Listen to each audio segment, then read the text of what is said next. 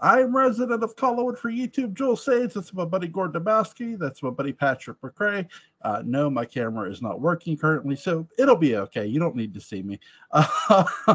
So we're here to talk Yeah, about he's soaking his fingers in palm olive. something like that. We're here to review the movie A Face in a Crowd, recommended by Gordon Dymowski. It says Andy Griffith, Walter Matthau. Really, really good movie if you've never seen it. It's in black and white, which is really cool. I love how the movie is named after this woman's. I don't want to call it a podcast because it's on the radio, but she has a radio show that's called A Face in a Crowd where she interviews random people. And she goes to this jailhouse in Arkansas, and she begins to interview the prisoners there. And one of the prisoners happens to be Andy Griffith, who she names. She gives him the first name Lonesome, which I like. I have my usual questions, but here's a question I'll ask a bit. Was some of this sort of inspired by Elvis Presley in a weird way? Well, there are a couple of things that, when you look through the whole movie, there are little bits and pieces of contemporary pop culture. I would say, no, it was not inspired by Elvis Presley. And the fact that you're giggling about Andy Griffith is a little telling, because when Andy Griffith, before he got this role, he was known as kind of this was before, obviously, Mayberry, but he was known as kind of a good old-fashioned country boy comic. But a lot of this was inspired by several things that were happening. One was a short story by Bud Schulberg called Your Arkansas Traveler, which is about this kind of a guy who gets popularity, becomes a kind of pundit, and then has it all taken away from him. Part of it was also, I think, was the influence of the director, Elia Kazan. Kazan was he had directed with Streetcar. I think he started with Streetcar Named Desire. He was also known for reporting. He basically, during the communist witch hunt, he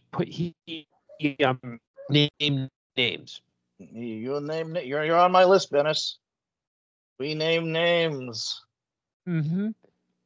I mean, this was, and to give you some example of how bad it was, when we talked about 10 Commandments last time, Edward G. Robinson, the reason why he was in that movie, DeMille was taking him off the blacklist because Robinson had been blacklisted for a while. That was like his first film in years. But back to A Face in a Crowd. So there was that influence. Another influence was, and it would have been kind of top of mind, the story of a man named Arthur Godfrey, who was very well known as a kind of a talent guy. He had a variety show. He'd have people on, and one of them was a singer named Julius DeRosa. On TV, he was very, good old-fashioned, good-timey, blah, blah, blah, blah, blah. But backstage, he was a bastard. And Julius DeRosa got popular and decided to move on without him. And basically, Godfrey on the air said something like, "Oh, he has lost his humility. He has,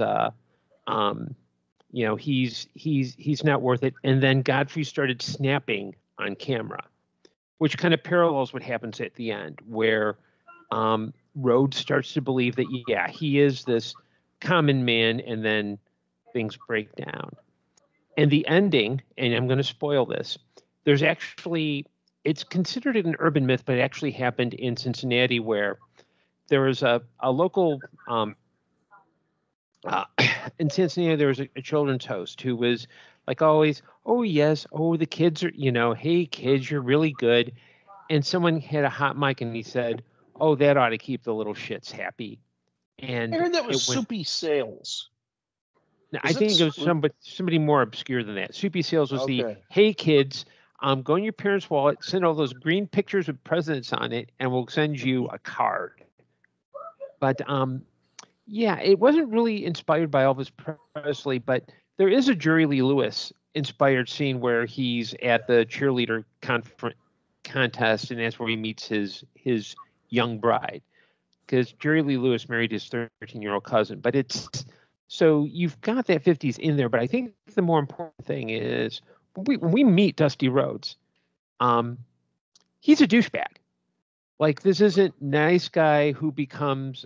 It is clear from the get-go. He's a drifter. He's a hobo. He really is not.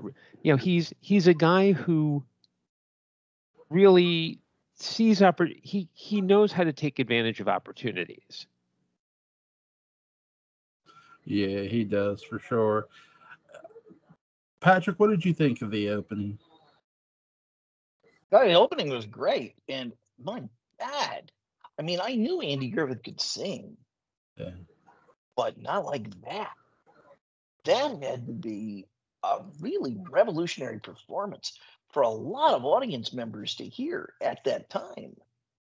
Given the segregated nature of a lot of entertainment and a lot of blues scene, that's not a performance I think a number of people probably had heard, maybe at all.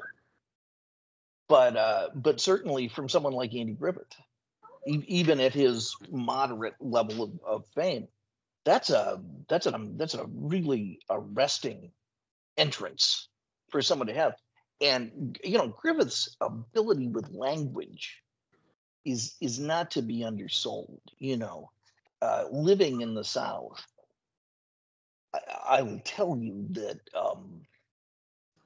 the primacy of the mellifluousness of the spoken word is not necessarily a universal good. That language is you hear all these stories about Faulkner's language and in the South the mellifluous. You think everybody's gonna sound like Edward Rutledge in 1776. No, it's there's a lot of Boomhauer, and I think there's probably Boomhauers everywhere, but this is an example of a true man of the South who uses every little bit of drama in the Southern cadence and the Southern experience to its ultimate degree. Yeah, I mean, I'm extremely impressed by that. Mm-hmm. He takes. I mean, they picked the right guy. Yeah. Andy Griffith does a really great job of, in every way, he can sing legitimately, like the character can legit sing, which is really good. I love how Andy Griffith, this feels very fast paced. He does not miss a beat. Mm-hmm. And I love that for it, but also from the way he's sort of faking sort of some persona is, he's almost a con man in every way, or a flim-flam man, if you're familiar with the terminology. Yeah, and the thing too that the movie kind of establishes from that very first scene is this is not a case of, you would think going in, this is about a guy who just gets caught up and his ego gets in the way. It's clear that throughout, this is a guy who knows what this is the photographic negative of being there. Yeah. Because being there is all about a guy who all this stuff is happening to him and he has he's not affecting it. He's just being himself. Rollerball's kind of the same way. James Caan is he's a guy, he's an athlete who's playing a game and he's wondering why he's getting fired. It's a through line. Andy Griffith's character, Rhodes, is basically, he is a douchebag in the first frame. And it's not until right in the middle of the movie when you've got the scene where Patricia Neal comes in and he's ranting about, I am the man, rednecks, crackers, and where she starts to realize that this guy is starting to believe his own press. He's starting to actually accept that, after getting all this, not just fame, but having a guy say, hey, I want you to be, essentially, I want to train you to be the voice of the people. And so that's where a lot of that starts coming in, where you see that building to that point, but it's at some point, even if that hadn't happened, you could still see him being kind of like a short con guy. Yeah. Was this ever a stage play? I don't think so. I think it was a short story by a guy named Bud Schulberg, who his dad was worked for one of the studios, and he was known for, he wrote a novel called What Makes Sammy Run, which is like the first kind of proto, eager, or, up and coming young professional. He also wrote the story and screenplay for On the Waterfront, which came out a few years before. Mm-hmm. And I think if On the Waterfront was Kazan's kind of moral justification of it, it's On the Waterfront is kind of like High Noon, but on a dock. Martin Brando needs to squeal on someone. He goes to Carl Malden, who's his priest. Malden tells him to gives him an American Express card, that kind of thing. I think this is his, okay, you got me, but, it wasn't, superficially, it's about the dangers of TV and media, but I think he's also looking at it from the standpoint of how a guy like McCarthy at the time would have gotten into power and would have gotten such a threat. I could be wrong, but that's just my interpretation of it. Oh, you talk about Joseph McCarthy, you mean? Yeah, Joseph McCarthy. Okay, I was just being clear. It's not Eugene. And it's not Jenny Eugene McCarthy. And it's not Charlie or Jenny McCarthy or Charlie McCarthy. Not even Mortimer Snerd. You just put me here. A lot of weird stories about Edgar Bergen. Yeah. Yeah, like Candace just finding weird Charlie things all over the house. Yeah. Andy Griffith was really good. In I think sometimes people forget how good of an actor he really was. Because, I mean, even when I was a kid, I heard of Mayberry and stuff. Like, my grandfather showed me some episodes of that. And that's how I think a lot of kids will probably, even years later, will probably get introduced to Andy Griffith that way, through Mayberry. Yeah. And something to consider at this point, Griffith had been something of a comedian. He had only really done one play, which is No Time for Sergeants. And this is long before the Andy Griffith show. Yeah. So it's easy but even in that context, this is still a very powerful performance, because it's almost, again, it's the inverse of Andy Taylor. Yeah, it is. It really is. Oh, yeah. It's not. He is not playing that character in this movie. But sorry, go ahead. No, it's fine. It's fine. No, go ahead. I'm sorry, Patrick. No, no. What I was going to say is, it was very illuminating. I'm not setting you up for the haha here. I'm totally serious. It's very illuminating about Andy Taylor, because, there's a thing that makes you keep watching Andy Taylor. Even though it's a sitcom, that this is a man who keeps his job because he can get certain things done. And that as bucolic as they make Mayberry appear, there is a sense of danger that lies right under that beauty in the South and that hospitality. And that is that there is no place in the country where there are lines drawn, and you can get politeness to a certain point, and then you hit something very ugly, and it's a point of no return, with a lot of people here. And to see that potential energy made kinetic in this film sort of betrays a truth about Andy Taylor. That, one of the reasons you watch him is that there is kind of this idea that he's a nice guy right now, but if he needs to take care of Mayberry, he will be very effective at taking care of Mayberry. Not even as a bad guy, not for the wrong reasons, but there is a powerful, commanding quality that kind of the joy of Andy Taylor is sort of sensing is there but he doesn't employ it. He remains as a sweet guy for that episode. But, I mean, I think one of the many reasons why Opie stays in line is that not only does he respect his dad, because his dad's a very respectable guy, but the idea of crossing him is not a place anyone really wants to go. And I know that's me really extrapolating a lot on the Andy Griffith Show, but I really do think there is. I kind of learned something about it that it's going to sound totally crazy because he's such a sweet guy, but there is an interesting danger that Andy Griffith kind of projects that he never acts on, but he has there. Yeah, and I think here it's where that same kind of energy in Rhodes comes out. You talked about how you see it. Yeah, you talk about how he's expressive in the music, but like throughout, he goes into full-on rages. I mean, he roars. This is not with Andy Taylor. You could see Andy Taylor going, "I'm going to have to kick your ass, aren't you? Aren't I?" Whereas Rhodes is more of the, I will whomp you. I will do things to you. That kind of thing. Rhodes is Andy Taylor when Andy Taylor decides to take it personally. Mm-hmm. When Andy Taylor takes the star off, and which is a really scary image, is Andy Taylor taking a Starfleet badge off, and you got a different guy you're dealing with now.